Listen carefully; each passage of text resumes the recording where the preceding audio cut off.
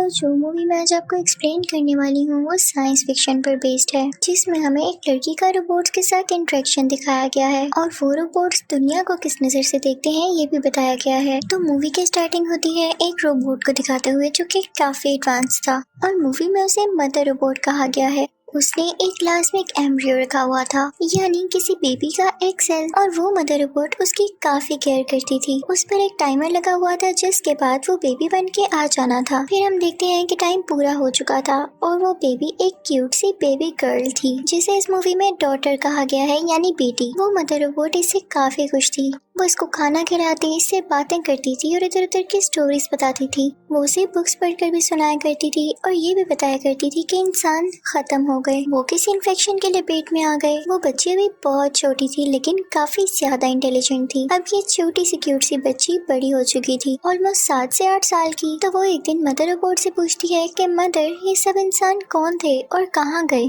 तो उसकी मदर कहती है कि बेटा, जैसे कि मैंने आपको बताया, एक इन्फेक्शन आया और सब इंसानों की जान ले गया और कुछ इंसान वॉर में मारे गए, यानी इंसान एक दूसरे से लड़ते रहते थे। इस तरह से वो मारे गए और उनमें से कुछ बीमार हो गए, जिनके बाद उन सब की डेथ हो गई। अब बाहर अर्थ पर कोई भी नहीं है, इवन कोई ग्रीनरी भी नहीं है, क्योंकि उन्होंने दुनिया को भी खराब कर दिया अपनी जंगें लड़ लड़ के। वो मदर रोबोट डॉटर से कहती है कि बाहर की हवा भी ठीक नहीं है, इसीलिए मैं आपको बाहर नहीं जाने देती बेटा। मदर रोबोट डॉटर से बहुत प्यार से बात किया करती थी। वो उसको भी काफी ज्यादा रिस्पेक्ट देती थी, हालांकि वो छोटी सी बच्ची थी। इसके अलावा वो उसे काफी अच्छे मैनर सिखाती थी, बात करने का तरीका बताती थी, इवन खाने पीने का भी, जैसे हर एक अच्छी मदर अपने बच्चों को बताती है। डॉटर भी काफी अच्छी तरह से ग्रो कर रही थी, यानी उसकी हेल्थ ठीक थी, उसकी हाइट ठीक थी, वो सब मैनर्स और वैल्यूज भी सीख रही थी और बहुत ज्यादा जीनियस भी थी। मदर रोबोट उसे पढ़ाया भी करती थी और कुछ कुछ दिन बाद उसका इंटेलिजेंस टेस्ट भी लिया करती थी कि कितना अच्छा जा रही है। तो फिर उसके बाद डॉटर उस मदर रोबोट से पूछती है कि मदर, मैं कैसे आई? जब सब इंसान मारे गए तो मैं अकेली कैसे बच गई? तो वो मदर रोबोट उसे बताती हैं कि तुम बची नहीं, मैंने तुम्हें खुद बनाया है। मेरे पास तुम्हारा एक सेल था जिसे मैंने बड़ा करके तुम्हें बनाया एक प्यारी सी बेटी को। वो उसे बाकी एम्ब्रियोस भी दिखाती हैं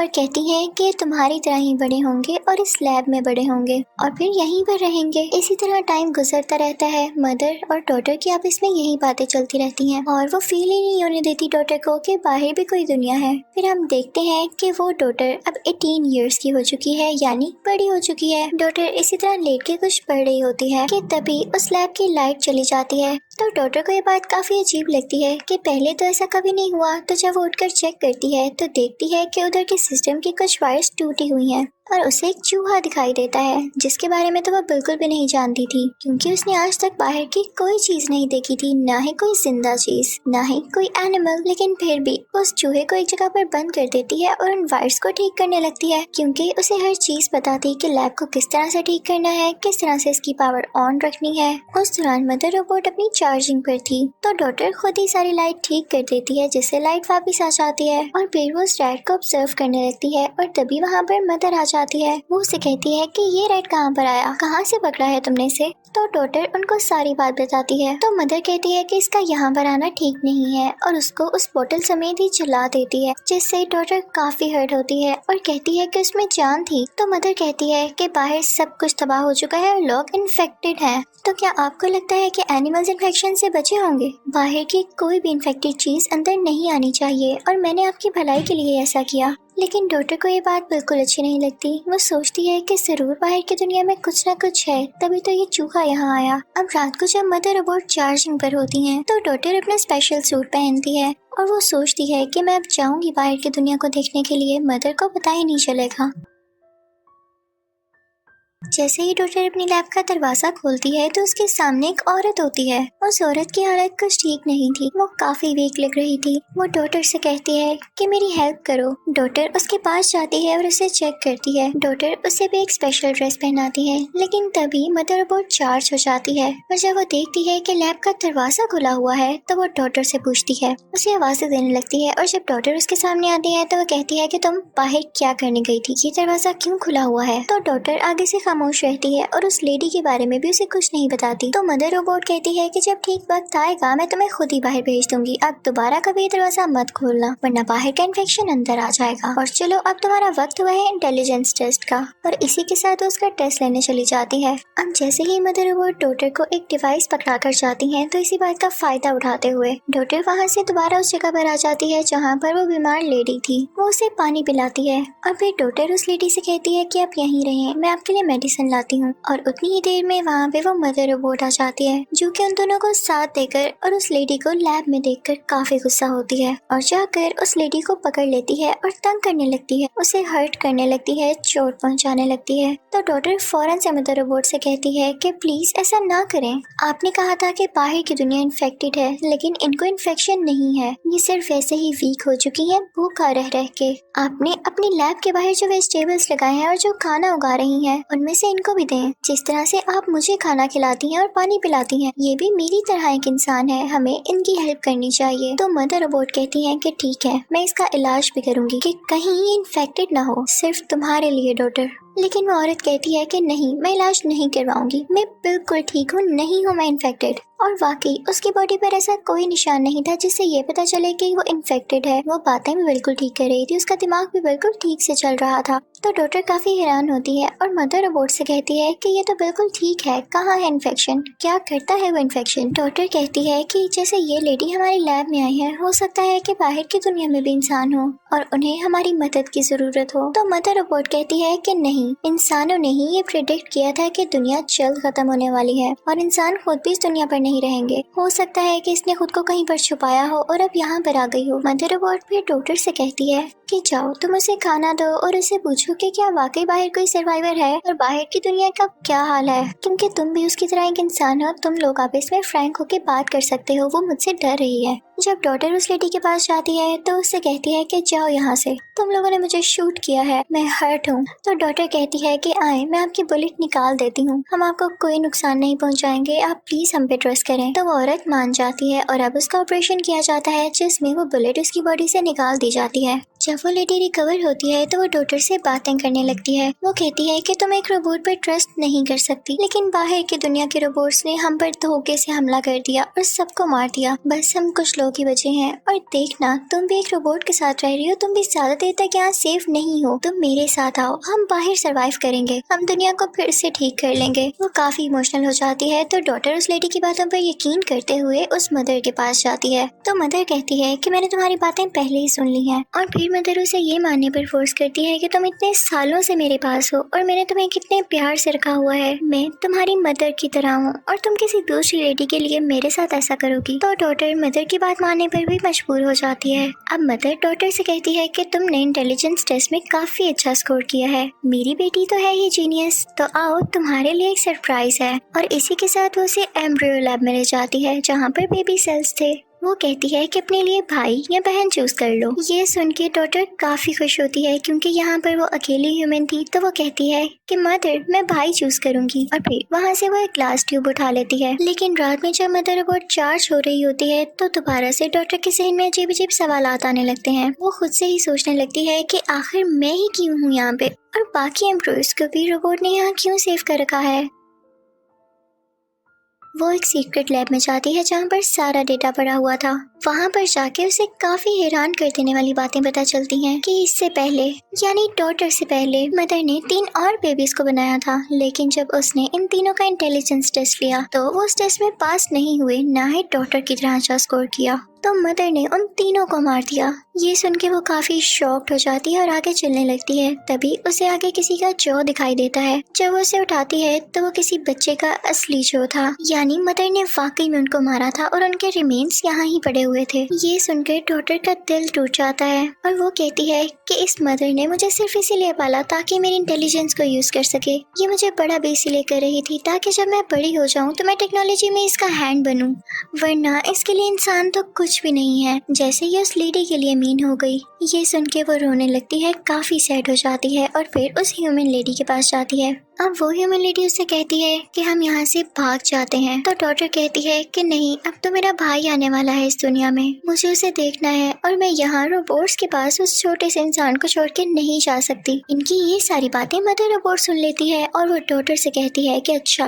ये प्लान्स थे तुम लोगों के, और वो डॉटर को एक रूम में बंद कर देती है। और फिर उसके बाद उस लेडी को पकड़ के काफी टॉर्चर करती है, उसे काफी चोट देती है। डॉटर किसी तरह से उस रूम का दरवाजा तोड़ती है और बाहर आ जाती है और फिर वो जाती है उस लेडी को बचाने के लिए, लेकिन वो लेडी डॉटर को ही पकड़ लेती है और मदर रोबोट से कहती है कि अगर हमें यहाँ से जाने ना दिया तो मैं डॉटर को मार दूंगी। तो मदर रोबोट यहाँ काफी पैनिक कर जाती है क्योंकि उसे ऐसा करने की किसी से उम्मीद नहीं थी। तो मदर रोबोट को दरवाजे खोलने पड़ते हैं। अब हम देखते हैं कि लेडी और डॉटर अब बाहर जा चुके थे, यानी बाहर की दुनिया में सब चीजें तबाह हो चुकी थी, धुआं उड़ रहा था और जमीन पर मिट्टी ही मिट्टी थी, यूं कह लें कि एशेस थे। कोई ग्रीनरी नहीं थी, ना कोई एनिमल दिख रहा था। लेकिन जिस लैब से वो निकले थे उसके आसपास काफी ज्यादा खेत और ग्रीनरी थी जिनका ख्याल रोबोट्स रख रहे थे, यानी ये रोबोट सिर्फ अपने आसपास की जगह को दोबारा से ठीक कर रहे थे, रीग्रो कर रहे थे, ताकि यहाँ पे बनने वाले इंसान सरवाइव कर सकें जैसे कि बाकी एम्ब्रियोज ने यहाँ बड़े होना था, और इसीलिए ये लोग अपने मुताबिक उनकी ट्रेनिंग कर रहे थे।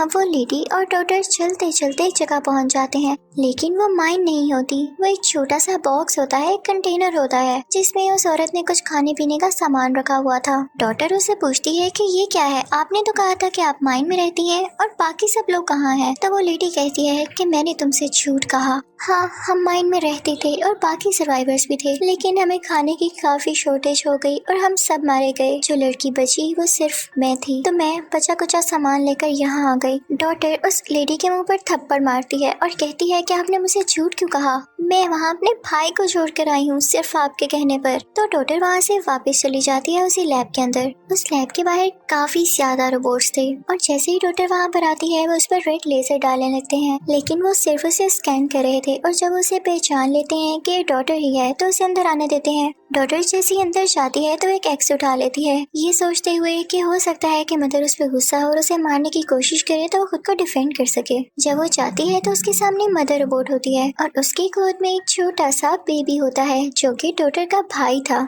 मदर रोबोट उससे कहती है कि एक्स छोड़ो और अपने भाई को देखो, यानी यहाँ पर मदर रोबोट का मूड बिल्कुल नॉर्मल था, जिसे देखकर डॉटर का डर भी कम होता है। मदर डॉटर से कहती है कि वो वक्त आ चुका है जब मैं तुम्हें सारा सच बता दूं, ये लो अपने भाई को पकड़ो और अब सुनो, मैं सब रोबोट्स की हेड हूँ, मैं इनको लीड करती हूँ और कंट्रोल भी। इनफैक्ट ये मेरा ही प्लान था कि मैं बाहर की दुनिया के सब इंसानों को खत्म कर दूं, क्योंकि इंसान पागल हो चुके थे, इतनी लड़ाइयाँ कर रहे थे कि उन्होंने दुनिया को भी तबाह कर दिया था।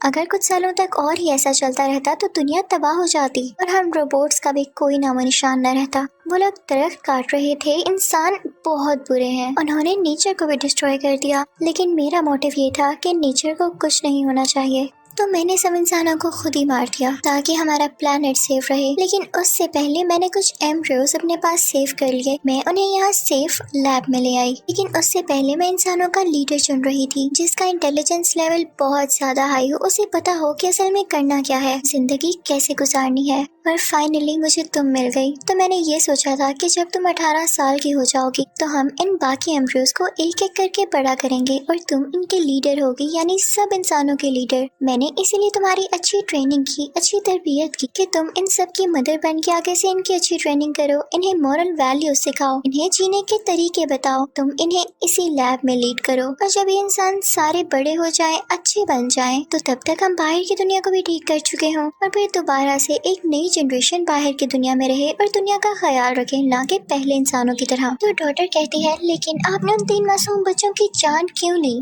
तो मदर रोबोट कहती है कि मुझे ऐसा करना था। मैंने जब उनका इंटेलिजेंस लेवल चेक किया तो मुझे वो इतना अच्छा नहीं लगा कि बाकी इंसानों को वो कुछ सिखा सके, तो फिर फायदा क्या होता है मेरी इस सब प्लानिंग का। लेकिन अब मैंने ऐसा कभी नहीं किया तुम्हारे बाद, क्योंकि मुझे तुम्हारा इंटेलिजेंस लेवल इस काबिल लगा कि तुम इंसानों को लीड कर सको। मैं तुम्हारे बाद किसी इंसान को नहीं मारूंगी, क्योंकि तुम जो उनकी लीडर होगी उनको सिखाने वाली। तो डॉटर मदर से कहती है कि मैं नहीं जानती आपका क्या भी प्लान था, लेकिन आपसे बड़ा सालिम कोई नहीं हो सकता जिसने बिलियन ऑफ ह्यूमन की जान ली, और सिर्फ एक इंटेलिजेंस चेक करने की खातिर आपने कितने बच्चों को मार दिया। आप मरना डिजर्व करती हैं। तो मदर कहती है कि ठीक है तुम मुझे मार दो, लेकिन उससे पहले ये सुन लो कि जो लेडी यहाँ पर आई वो भी मेरे कहने पर आई थी। मैंने ही उसे कहा था कि तुम मेरी डॉटर को बाहर की दुनिया दिखाओ ताकि उसके जहन में ये बात आए कि बाहर भी कोई दुनिया है और असल में हो क्या रहा है। तो वो तुम्हें अपने साथ ले गई और मैंने तुम्हारा लास्ट टेस्ट यही करना था कि तुम्हें भाई देना था, और उसी दौरान तुम्हें बाहर भेजकर ये चेक करना था कि तुम्हारे दिल में इंसानों के लिए प्यार है या नहीं। जो चीज मैं अपने दिल में डेवलप नहीं कर सकी वो मैंने तुम्हारे दिल में देखी। तुम अपने भाई के लिए वापस लौट कर आई अपनी जान की परवाह किए बगैर, और तुम अपने टेस्ट में पास हो गई। अब तुम मुझे मारो या ना मारो ये तुम्हारे हाथ में है, क्योंकि मुझे सिर्फ इसी पर्पस के लिए क्रिएट किया गया था और आज मेरी सारी प्लानिंग सक्सेसफुल रही। मैंने तुम्हें लीडर के तौर पर चुन लिया और तुम्हें सब कुछ समझा दिया कि आगे क्या करना है। अब वो सारे एम्ब्रियोज हैं, तुम उन्हें बड़ा करोगी और उन्हें पालोगी। मेरा यहाँ पर अब कोई काम नहीं, तो तुम बेशक मुझे मार दो। डॉटर काफी सैड होके मदर रोबोट को शूट कर देती है, क्योंकि वाकई अब उसका कोई काम नहीं था। फिर वहाँ से वो उस रूम में जाती है जहाँ पर सारे एम्ब्रियोज रखे हुए थे। वो जानती थी कि उसे इन एम्ब्रियोज को ग्रो करवाना है और उसके बाद यही इन सब की मदर होगी। डॉटर अपने छोटे भाई को प्यार करने लगती है और उन एम्ब्रियोज की तरफ देख के कहती है कि yes I am mother. Movie के लास्ट सीन में हम देखते हैं कि एक रोबोट उसी लेडी ह्यूमन के पास आता है और उसे कहता है कि तुम्हें जो टास्क दिया गया था तुमने काफी अच्छे से किया, अब तुम्हारा काम पूरा हो चुका है, और इसी के साथ वो उसे शूट कर देता है। और उधर लैब में डॉटर अब एक अच्छी लड़की की तरह सब एम्ब्रियोज को ग्रो करके उनका ख्याल रख रही थी, ताकि जब वो बड़े हों तो वो उन्हें बाहर की दुनिया में ले आए और वो फिर से एक नई जनरेशन में रह सकें। और यहीं पर मूवी एंड हो जाती है। Thank you so much for watching.